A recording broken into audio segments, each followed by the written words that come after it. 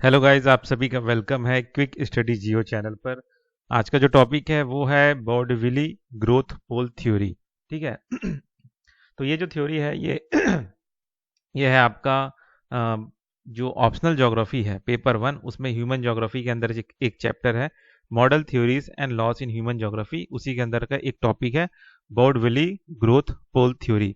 तो चलिए जानते हैं कि ये बॉर्डविली ग्रोथ पोल थ्योरी क्या है। Boudeville growth pole theory provides geographic sense to growth pole. ठीक है। कि जो ग्रोथ पोल होता है वो कैसे बढ़ता है, उसका एक ज्योग्राफिक सेंस को बॉडविली ने बताया। ठीक है।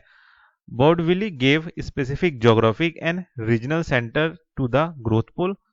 पेरोक्स idea in Perroux growth pole theory does not specify the geographic extent of the growth pole. ठीक है, मतलब ये कहा जा रहा है कि पेरोक्स ने अपने ग्रोथ पोल थ्योरी में जो ज्योग्राफिक एक्सटेंट है उसको स्पेसिफाई नहीं किया। ठीक है, ग्रोथ पोल का ये कह रहे हैं ना। ग्रोथ पोल क्या होता है इसको आपको समझना है तो आप पेरोक्स का जो ग्रोथ पोल थ्योरी है उसको आप देख लेना, इसके जस्ट पहले वाला ही वीडियो होगा, वहां से आप समझ लेना, है ना। यहाँ पे बॉडविली ने क्या कहा है मैं वो बताने जा रहा हूं बस। ठीक। Bordwilli tried to supplement Perroc's idea by providing geographic dimension. He wrote his idea in his book titled The Contemporary Economy, The Regional Economy, etc., published in late 1950s। ठीक है। तो बॉर्डविली ने जो पेरोक्स ने जो भी चीज दिया उसको सपोर्ट किया, साथ ही साथ उसको एक ये भी ज्योग्राफिकल डायमेंशन को समझाते हुए भी क्या बोलते हैं एक सप्लीमेंट दिया उसके पेरोक्स के आइडिया को। ठीक है। और ये जो आइडिया था उसको बॉडविली ने अपने किताबों में लिखा। ठीक है, ये जो दो बुक है इसमें, और जो कि 1950 में पब्लिश हुआ। ठीक। अब जानते हैं कि जो बॉडविली है उसका कॉन्सेप्ट ऑफ ग्रोथ पोल क्या है। ठीक है, तो he define growth pole as a set of expanding industries located in urban area which induce further development of economic activity throughout its zone of influence। ठीक है, मतलब ग्रोथ पोल वही आपका एक सेट ऑफ इंडस्ट्रीज है जो कि अर्बन एरिया में है, जो फर्दर डेवलपमेंट कर रहा है, इकोनॉमिक एक्टिविटी कर रहा है। ठीक है, अपने जोन ऑफ इन्फ्लुएंस के जरिए। ठीक है, जहां तक उसका प्रभाव है उसके जरिए वो अपने इकोनॉमिक एक्टिविटी को बढ़ाता जा रहा है। ठीक है, तो उसे ही इसने ग्रोथ पोल कहा, मतलब वही है जो आपका पेरोक्स ने कहा वही है। ठीक है। It is a Boudeville who made the real linkage between the condition of existence of growth pole in the abstract space and the condition of its for its existence in real geographical space। ठीक है, बॉर्डवेली ने एक real linkage बताया किस चीज के बीच, दो चीजों के बीच। पहला था कि वो क्या कंडीशन है जिससे क्या बोलते हैं ग्रोथ पोल जो है वो एग्जिस्ट करे, कहाँ पे, इन एब्स्ट्रैक्ट स्पेस में। एब्स्ट्रैक्ट स्पेस का मतलब एक तरह से हाइपोथेटिकल स्पेस में, है ना। क्या क्या कंडीशंस लगेंगे ग्रोथ पोल के जीवित रहने के लिए, एग्जिस्टेंस के लिए, उस क्या बोलते हैं हाइपोथेटिकल स्पेस में। ठीक है, और क्या कंडीशन लगेंगे, ठीक है, उसके एग्जिस्टेंस के लिए इन रियल ज्योग्राफिकल स्पेस। ठीक है, तो इनके बीच में क्या लिंकेज है उस चीज को बताया था बॉर्डविली ने। बॉर्डविली ने डिफाइन किया था three types of externalities in urban agglomeration. ठीक है, तो पहला एक्सटर्नलिटीज क्या है, इंटरनल टू द फर्म। दूसरा है आपका एक्सटर्नल टू द फर्म। तीसरा है आपका इंटरनल टू अर्बन एरिया। ठीक है, तो एक्सटर्नलिटीज तो मैंने बताया आपको, इसके पहले वाला वीडियो में आप देख लेना, है ना। ठीक है, मतलब बेनिफिट है ये समझ लीजिए, इसके लिए आराम से मतलब खर्चा करना नहीं पड़ा आपको, फ्री में वो मिल जा रहा है। ठीक है, तो वो एक्सटर्नलिटीज जो बेनिफिट कर रहा है कंसर्न फर्म को उसे हम इंटरनल टू द फर्म कहेंगे। एक्सटर्नल टू द फर्म मतलब वो एक्सटर्नलिटीज जो बेनिफिट कर रहा है उन सारे फर्म्स को जो लिंक है, जो मेन फर्म है, ठीक है, जो मेन कोर इंडस्ट्री उससे जो लिंक है। ठीक है, तो वो जो जो मेन मेजर फर्म से जो लिंक जो इंडस्ट्री है उनको बेनिफिट कर रहा है, तो ये कहलाएगा आपका एक्सटर्नल टू द फर्म। ठीक।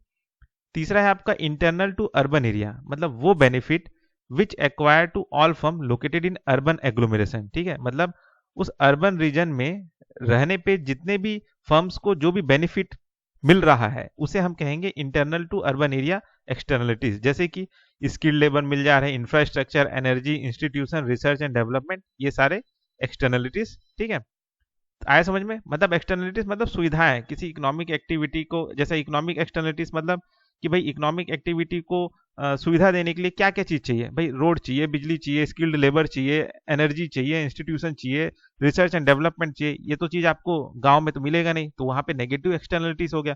लेकिन शहरों में ये सारा चीज़ मिल जाता है, तो ये आपका हो गया positive externalities, positive economic externalities. ठीक है, तो ये 3 टाइप के एक्सटर्नलिटीज क्या हो गया, समझ में आया? ठीक, मतलब जो सिर्फ फर्म को मिल रहा है, मेजर फर्म को।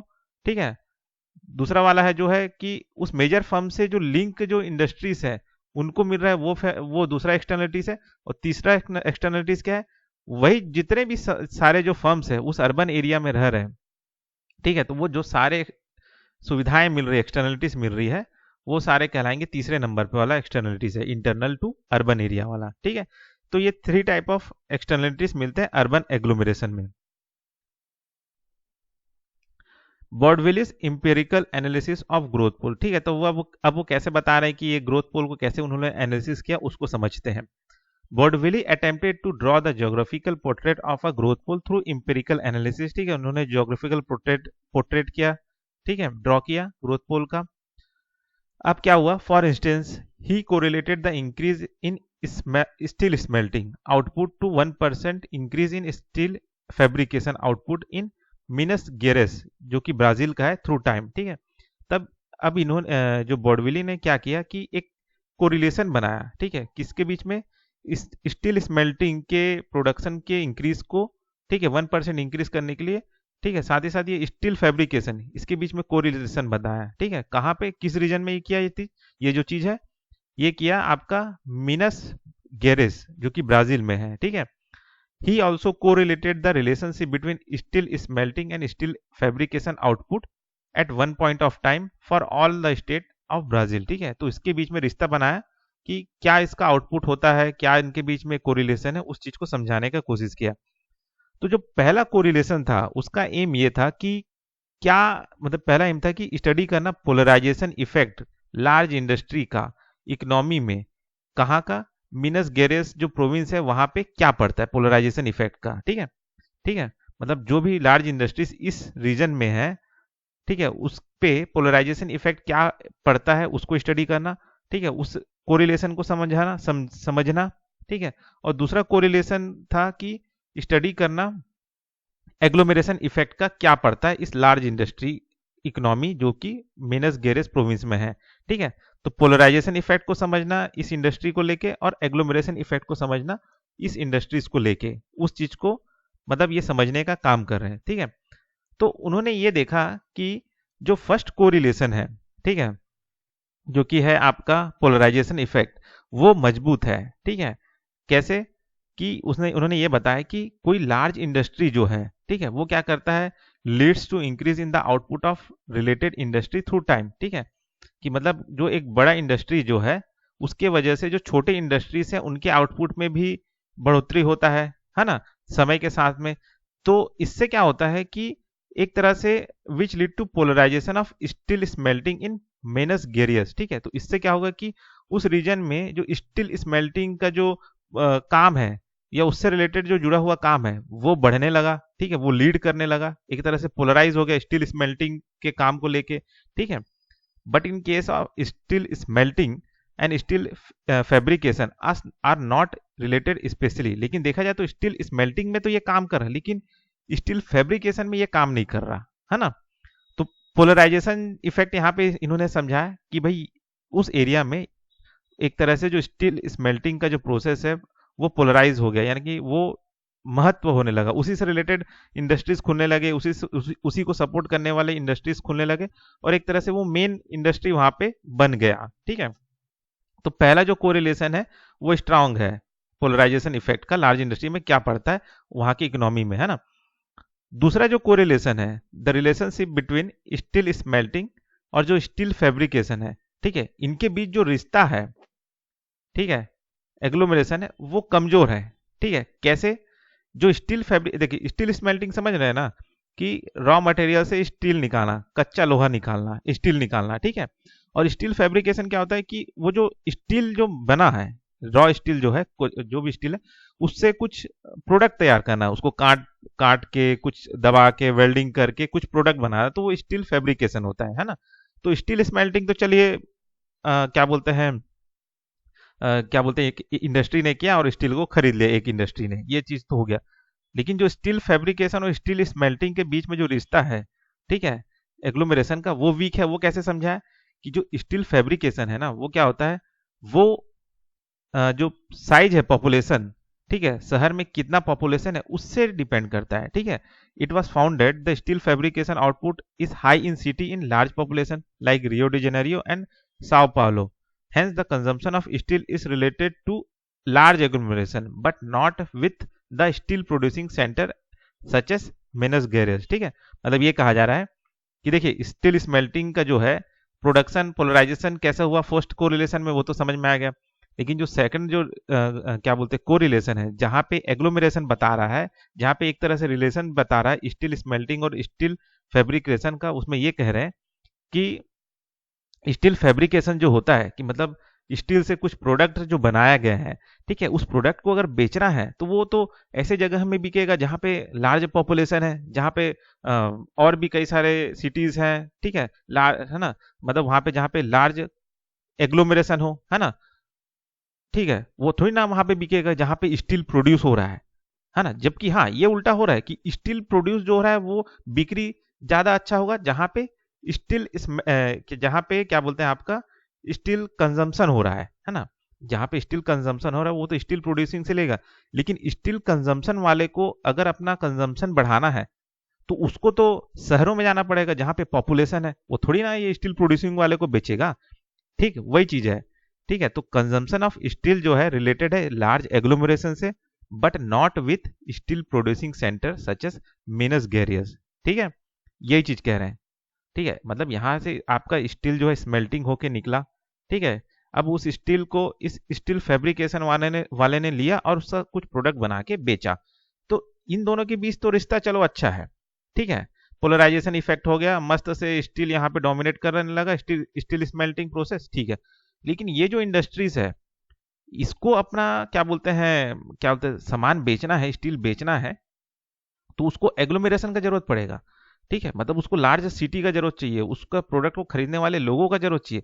वो कैसे करेगा, वो थोड़ी ना उल्टा इसको बेचेगा। ठीक है, तो वो चीज थोड़ा सा वीक है, ठीक है, जिसे एग्लोमेरेशन इफेक्ट कहा गया है ना। तो ये चीज को बॉर्डविली ने बताया।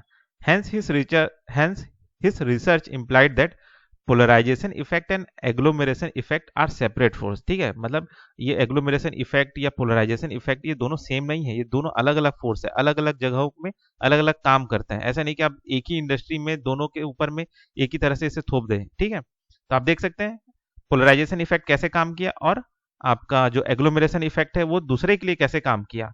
ठीक है, मतलब दूसरे के लिए कैसे काम कर रहा है, पहले के लिए कैसे काम नहीं कर रहा है, वो चीज यहाँ पे समझ में आता है ना। अब ये जो बॉर्डविली है उन्होंने फॉरवर्ड और बैकवर्ड लिंकेज बताया, तो इसमें उन्होंने बताया इन इस theory बॉर्डविली is very inconclusive.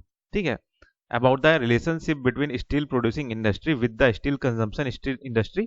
He does not establish the relationship between steel smelting in Minas Gerais with steel fabrication in Rio de Janeiro and Sao Paulo. Therefore, the forward and backward linkage are uncertain। ठीक है, मतलब एक चीज ये कहा जा रहा है कि इन्होंने चलो एक्सप्लेन करने का कोशिश तो किया, लेकिन सही ढंग से रिश्ता या रिलेशनशिप को नहीं बता पाया स्टील प्रोड्यूसिंग इंडस्ट्री और स्टील कंज्यूमिंग इंडस्ट्रीज को लेके।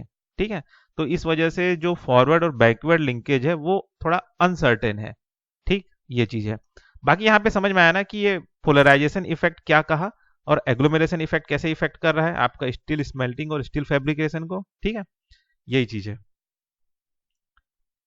समरी ये है, the proponents of growth pole theory do not offer clarity regarding the actual geographic manifestation of the growth pole. Hence, it remains just an abstract concept for understanding the relationship between large city with its periphery। मतलब एक तरह से यही है simple word में कि इन्होंने ठीक से समझा नहीं पाया, जो जोग्राफिक एक्सटेंशन को मैनिफेस्टेशन को समझाने का सोचा था ग्रोथ पोल को, उसको क्या बोलते हैं बॉर्डविली ने ठीक से एक्सप्लेन नहीं कर पाए, है ना। तो ये जो क्या बोलते हैं कॉन्सेप्ट था थोड़ा सा अधूरा सा ही रह गया, है ना। तो ये होता है आपका बॉर्डविली ग्रोथ पोल थ्योरी। ठीक है, तो इस टॉपिक में बस इतना ही, फिर मिलते हैं नेक्स्ट वीडियो में।